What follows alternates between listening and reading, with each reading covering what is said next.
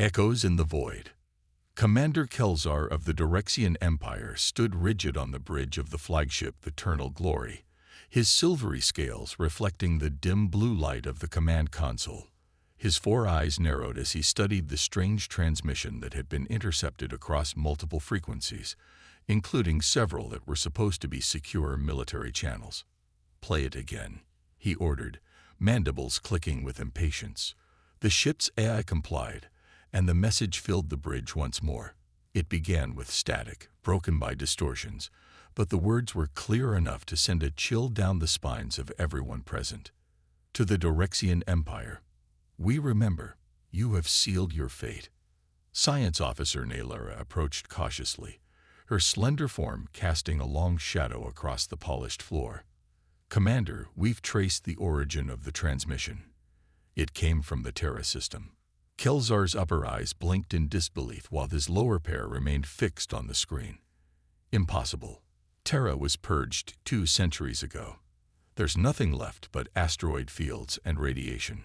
"That's what the historical records indicate," Naylor agreed, her voice steady despite the unease evident in the twitching of her antennae. "But the signal definitely originated from those coordinates." The Terra system, once home to a primitive species called humans, had been conquered during the Great Expansion. The Dorexian histories documented it as a minor footnote in their glorious empire building. Humans had put up an unexpected resistance, but ultimately fell like all others before the might of Dorexian technology. Their planet had been bombarded into dust. No survivors. No remnants. A closed chapter. Could it be a malfunction? Perhaps an echo bouncing off the debris field. Kelzar suggested, not quite able to keep the hope from his voice. Naylora's four-fingered hand danced across the console, bringing up a detailed analysis. "Negative, Commander. The transmission is new. And there's more. Embedded within the audio is a data packet. Our systems are still decrypting it." Kelzar paced the bridge, his ceremonial armor clicking with each step. The crew remained silent, tension building like an electrical charge before a storm. "Send a reconnaissance vessel," he finally ordered.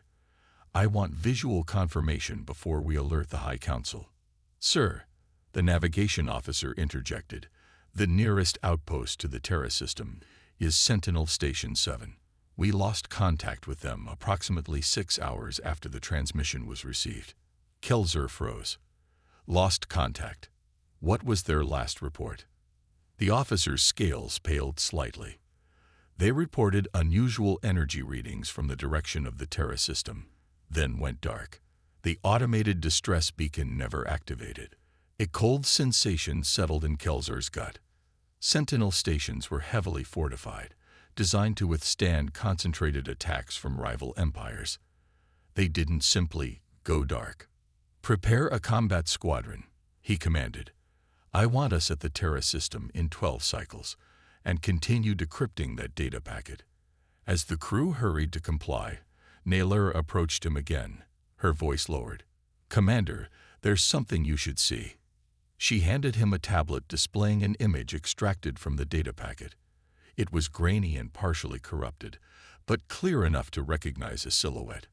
A human silhouette. Behind it were shapes that could only be ships, but unlike any vessels in the Dorexian database, they seemed to shimmer as though not entirely present in normal space. "If they survived," Naylora whispered, "where have they been for 2 centuries? And what have they become?" The Dorexian combat squadron dropped out of hyperspace at the edge of the Terra system, weapons charged and shields at maximum. Commander Kelzar stood at the viewport, studying the graveyard of what had once been a living world. Where Terra had once orbited its star, there was now only a scattered field of asteroids and debris. It matched the historical records perfectly, evidence of the Dorexian victory over the primitive humans. Scanning for anomalies, Naylor reported, her fingers moving rapidly over the sensor controls. No signs of habitation, no artificial structures, no energy signatures. Kelzar's mandibles twitched. "And yet the transmission came from here. Find me an explanation, Science Officer." The squadron moved deeper into the system, passing the scorched remains of what had once been Terra's moon. Everything was as it should be. Dead, empty, conquered. "Sir," the communications officer called out, "we're receiving a transmission. It's on all frequencies again." Kelzar straightened. On screen, the main display flickered, and for a moment there was only static. Then an image formed, a figure that appeared human in basic shape, but different. Its skin had a metallic sheen, and where eyes should have been, there were only points of intense blue light. When it spoke, its voice was layered, as though thousands spoke in perfect unison. "You are trespassing in our graveyard, Dorexian. You are not welcome here." Kelzar stepped forward. "I am Commander Kelzar of the Dorexian Imperial Fleet. This system is Empire territory. Identify yourself." The figure's expression didn't change. "We are what remains. We are what evolved. We are humanity's children, born from the ashes you left behind." "Impossible," Kelzar hissed. "Humanity was exterminated. This system has been empty for 2 centuries. "Not empty," the figure corrected. "Hidden, waiting, evolving." Naylora looked up from her console, her expression troubled. "Commander, I'm detecting energy fluctuations throughout the asteroid field. Something's happening." As if responding to her words, the debris around the squadron began to shift. What had appeared to be asteroids started to move with purpose, their surfaces rippling to reveal metallic structures beneath holographic camouflage. They weren't asteroids. They were ships. Hundreds of them. Thousands, revealing themselves like predators, shedding their camouflage. "Battle stations." Kelzar roared, but even as the order left his mouth, he knew it was too late. They were surrounded, outgunned, and facing an enemy they knew nothing about. The figure on the screen tilted its head. "For 200 years, we have prepared for this moment. The descendants of those few who escaped your genocide have become something new. Neither fully human nor fully machine, but a synthesis of both.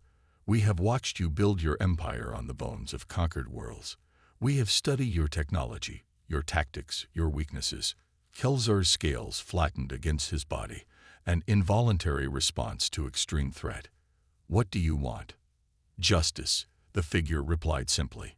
"Your ancestors destroyed our world. Your empire continues to subjugate others. This ends now."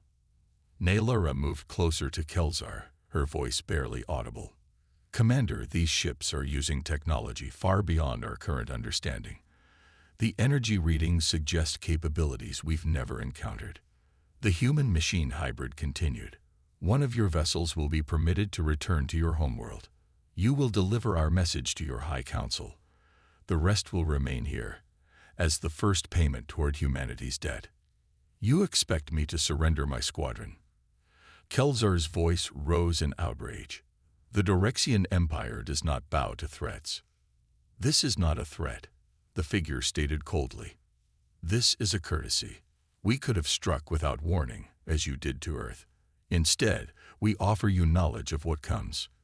The sensors suddenly blared warnings as energy levels around the hybrid ships surged. Before Kelzar could give any orders, blue-white beams of energy lanced out from the nearest vessels, striking 2 of the Dorexian warships. They didn't explode. They simply vanished, leaving not even debris behind. "What in the void?" Kelzar whispered, watching as 2 of his most powerful ships disappeared from existence. "Phase displacement technology," the hybrid explained, almost conversationally. "Your ships and crews still exist, just not in a dimension you can access. Consider them studied. The knowledge we gain will help us dismantle your empire more efficiently." Kelzar felt the cold grip of fear for the first time in his military career. This wasn't a battle. It was a demonstration. "Your flagship will be allowed to return," the hybrid continued. "Tell your council what you witnessed here.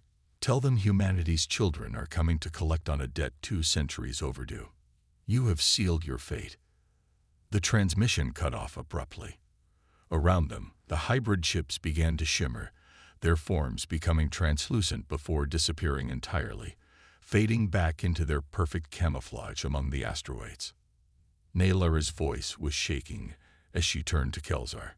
"Commander, what do we do?" Kelzar stared at the space where his ships had been, where an enemy of impossible power had revealed itself before vanishing again. An enemy his people had created through their own actions generations ago. "We return," he said finally, his voice hollow. "And we warn the Council that the ghosts of Terra have returned, and they have evolved far beyond anything we could have imagined." The Reckoning. The Grand Council chamber of the Dorexian Empire buzzed with agitated voices. Councilors from across the empire had gathered in the vast circular hall, their scales shimmering in various hues of status and lineage. At the center stood Commander Kelzar, his once pristine armor now bearing scorch marks from a hasty retreat from the Terra system. High Counselor Vexthal, whose ancestors had led the original campaign against Earth, looked down from his elevated position. All four of his eyes narrowed in disbelief. "You expect us to believe that humans, primitives we eradicated 2 centuries ago, have returned with technology that surpasses our own?" "I expect you to believe the evidence," Kelzar replied, his voice steady despite the exhaustion etched into his features. He gestured, and the chamber's holographic projector activated, displaying the recordings from his flagship. The hybrid figure appeared, speaking its chilling message, followed by the impossible disappearance of 2 Dorexian warships. A murmur rippled through the assembly. Counselor Matrax, head of the science division, leaned forward. "If what you've shown us is accurate, Commander, these beings possess phase manipulation technology. We've only theorized about such capabilities." "They claim to be humanity's descendants," Kelzar continued.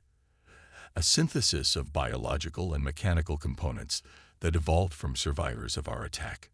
"Impossible," Vexthal insisted. "Our fleets bombarded their world until nothing remained. Our historians documented the extinction of their species." Science Counselor Madrax's antennae twitched thoughtfully. "Perhaps not all of them were on their homeworld when we attacked. We know they had established rudimentary colonies on neighboring planets in their system." "Colonies we also destroyed," Vexthal countered. "Did we?"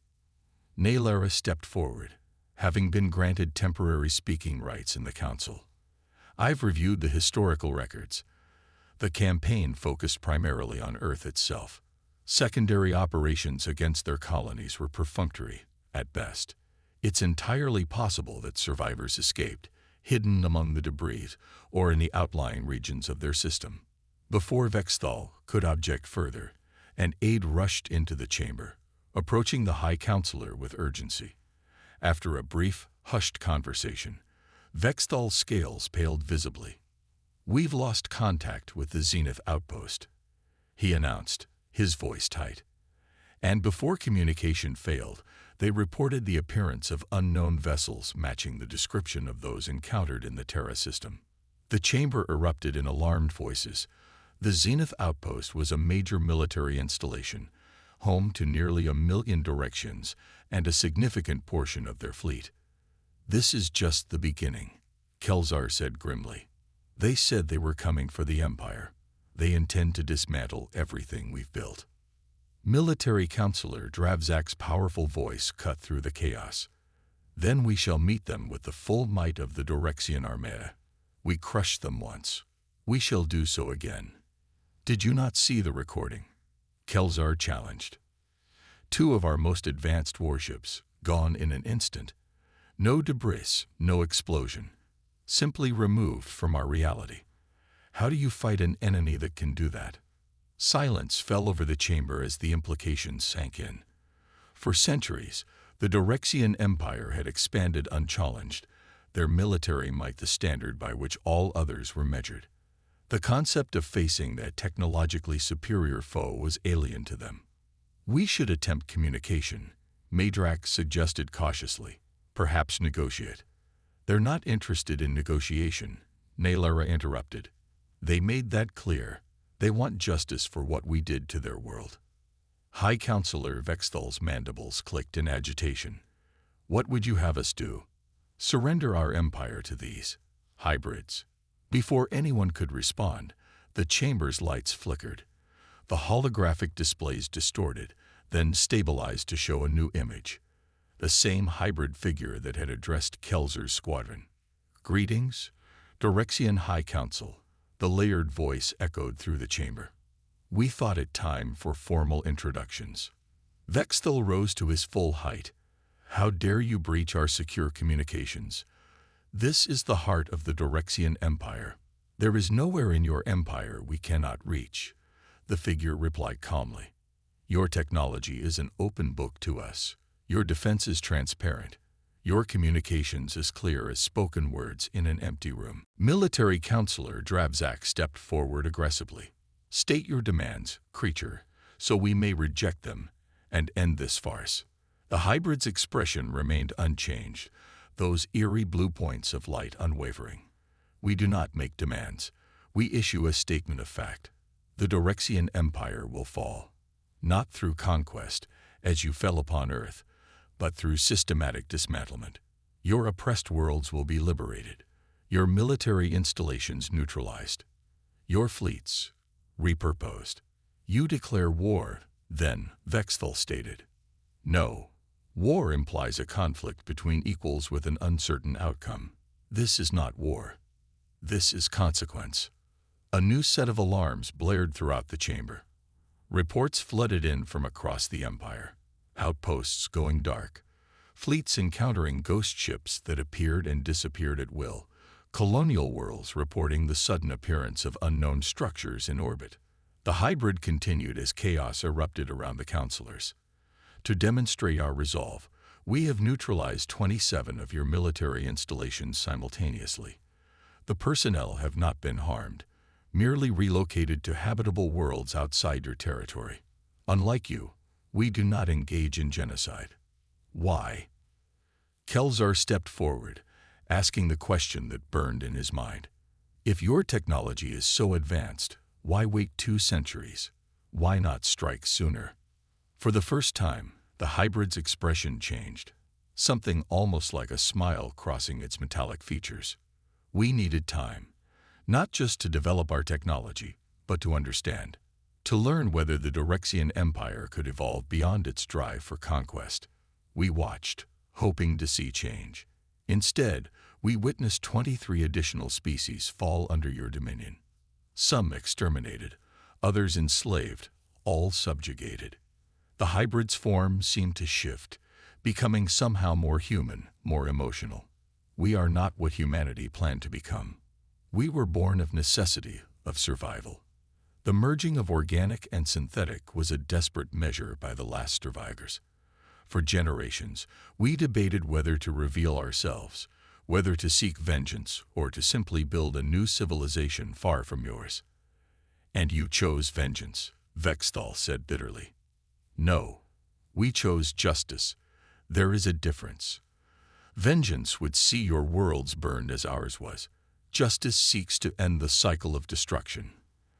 The hybrid's image expanded, showing a vast fleet of the strange, shimmering vessels moving through space. "Your empire has one standard cycle to begin the process of withdrawing from all conquered worlds. Release your subject species from bondage. Dismantle your weapons of planetary destruction. Retreat to your homeworld and its original colonies. And if we refuse," Dravzak challenged, "then we will do it for you, installation by installation. Fleet by fleet, world by world. It will take longer and be more difficult for all involved, but the outcome will be the same." Naylara stepped forward, her scientific curiosity overcoming her fear. "What are you? Still human? Machine? Something else entirely?" The hybrid seemed to consider the question. "We are humanity's legacy. The organic components of our beings still carry human DNA, though heavily modified. Our synthetic aspects were initially constructed from the remnants of Earth's technology, now evolved beyond recognition. We call ourselves the synthesis." With those words, the image began to fade. "One cycle, directions. Use it wisely. Consider this transmission. Your doom made certain." The projection vanished, leaving the council chamber in stunned silence. For several moments, no one spoke, the weight of what they had witnessed settling over them like a shroud. Commander Kelzer looked around at the pale scales and trembling limbs of the once mighty counselors. The architects of an empire built on the subjugation of others, now facing the consequences of actions taken by ancestors long dead. "What shall I tell my crews?" he asked quietly. "What orders does the council give?" High Counselor Vexthal's gaze was distant, seeing not the chamber around him, but the inevitable end of everything his people had built. When our ancestors destroyed Earth, they believed they were removing a potential rival. Instead, they created something far more powerful than humanity might have become if left alone. He looked around the chamber, at the representatives of an empire that had known only victory for centuries. We forced them to evolve beyond their limitations, to transcend their organic nature. In our arrogance, we created our own downfall. "So we surrender," Drabzak demanded, his warrior's pride evident in his bristling scales. "We survive," Vexthal corrected, "as we forced them to survive, by adaptation, by change. The Dorexian Empire as we know it is over. Perhaps something better may rise from its ashes." Outside the council chamber, on worlds across the galaxy, beings of countless species looked up at their skies to see the shimmering vessels of the synthesis appearing in orbit, not with weapons of destruction, but with a message of liberation. Humanity had not died. It had transformed. And in that transformation, it had become the force that would reshape the galaxy, not through conquest, but through consequence. The children of Earth had returned, and the stars themselves would never be the same.